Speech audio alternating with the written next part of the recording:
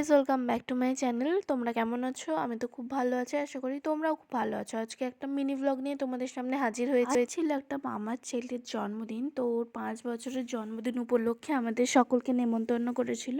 তো আমি আর কিট্টু চলে গেলাম, আর গিয়ে দেখলাম যে সবাই এসেছে। আর এই যে এখন কেক কাটিং হবে, তার আগে কিন্তু আশীর্বাদ করছে। আর ও এখানে একটু ভয় পাচ্ছিল এই স্পার্কেলটা দেখে। আর তারপর ওর মা নিজেই কেকটা কেটে দিয়েছিল। দেখো, প্রচুর ভয় পাচ্ছে। আর ওনার সচরাচর বাইরে বের হয় না, তার জন্য কিন্তু ও একটু এত লোক দেখে ভয়ই পাচ্ছিল। তারপরে কিন্তু মামিমা নিজেই কেকটা কেটে ফেলেছিল। তারপরে আমরা কিন্তু সকলে মিলে কেক খেয়ে নিলাম। আর তারপরেই কিন্তু আমরা খেতে বসে গেলাম, যেহেতু কিট্টু ছিল আমার সাথে। তো বাচ্চাদের সাথেই আমরা খেতে বসে গেছিলাম, বড়রা বেশিজন ছিল না।